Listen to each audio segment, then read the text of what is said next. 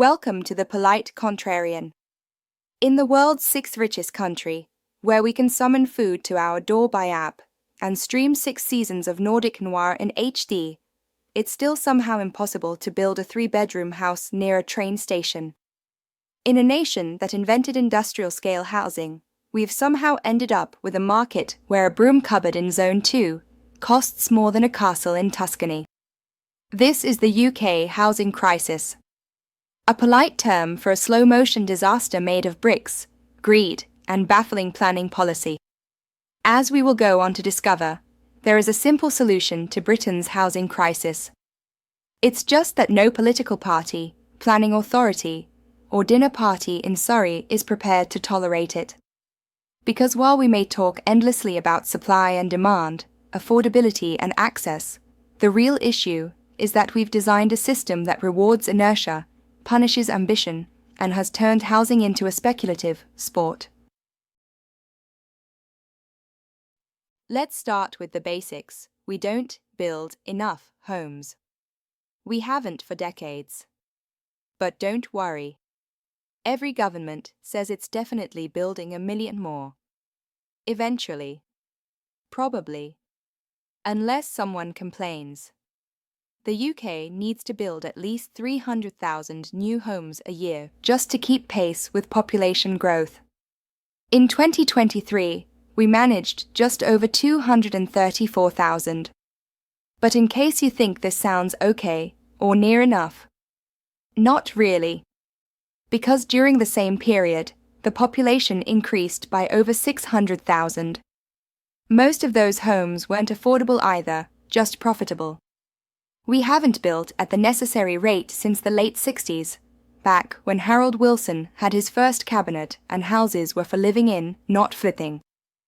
Now, it's true that a lot of post-war construction was necessary to repair old housing stock damaged in the conflict, and net additions to the housing stock were low. However, 1960s Britain had a population of around 54 million, and was supporting the construction of up to 400,000 new homes per year. Today, with the UK population hitting 70 million, we struggle to produce half of that. In fact, the post-war surge in construction of public housing masked an even longer-term stasis in private sector construction, which peaked a century ago. The boom in private sector housing construction was halted by the outbreak of the Second World War and permanently hamstrung by post-war planning reform. The result, ever-increasing pressure on the homes that exist, from the ever-growing numbers of people who wish they could live in them. Affordable housing now means anything up to 80% of market rate, which in much of the country is still laughably unaffordable. It's a linguistic sleight of hand worthy of Orwell. But we're a small island. There's no room. This is nonsense. Only 5.9% of the UK is built on. This is the attitude that leads people to believe that the Green Belt is a good thing. Ah yes, the Green Belt. The sacred, untouchable, unspoiled ribbon of bliss covering over 12.5% of England that ensures the protection of, let me check my notes, derelict car parks, empty scrubland, and 1950s petrol stations. It's not all lush countryside. We treat the Greenbelt like it's a national park. It isn't. It's a 1947 planning fiction that now acts like a force field against rational development. Even developing 2% of the Greenbelt, near rail stations, could unlock over 1 million homes. Desirable homes that people might actually want to buy and live in. But no, that'd be too efficient. The British planning system is where good ideas go to die. All power rests with local authorities. Planning permission in Britain is a Byzantine lottery. Decisions are made by local councils, based on local objections, guided by local politics, and oh yes, decades of fear about changing anything. Ever. This all sounds lovely and democratic. Until you realize it mostly means the dozen loud pensioners with objections and a councillor trying not to get shouted at in Tesco.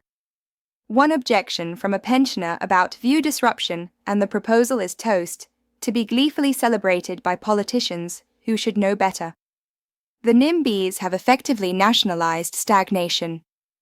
It's not that homes can't be built. It's that too many people are incentivized not to let them be.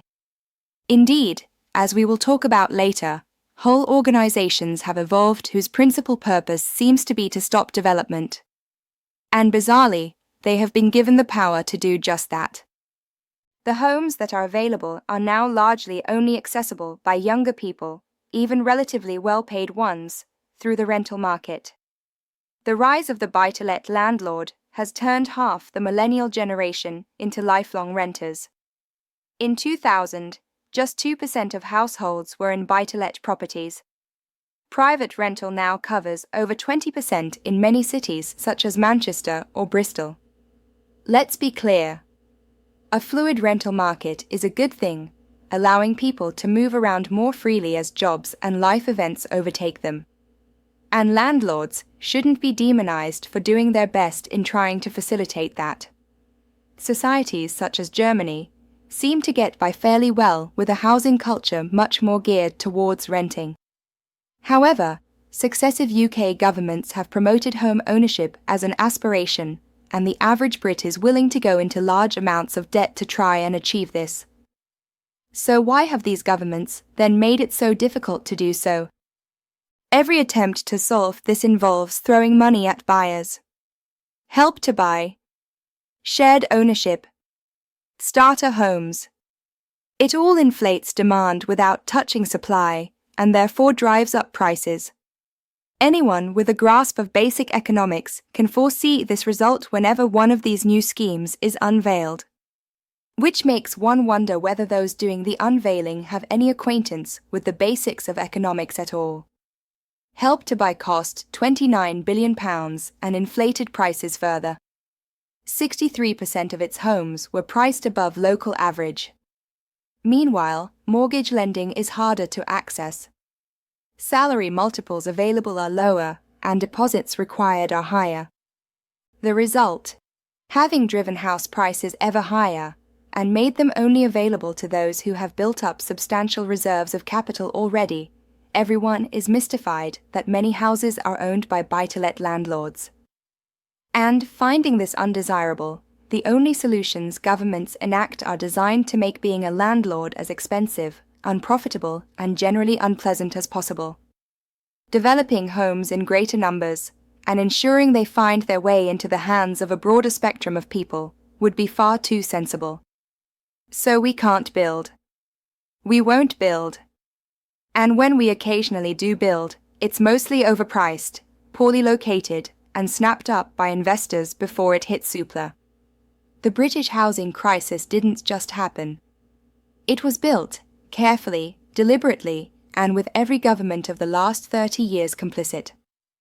But there's a reason this crisis feels unsolvable.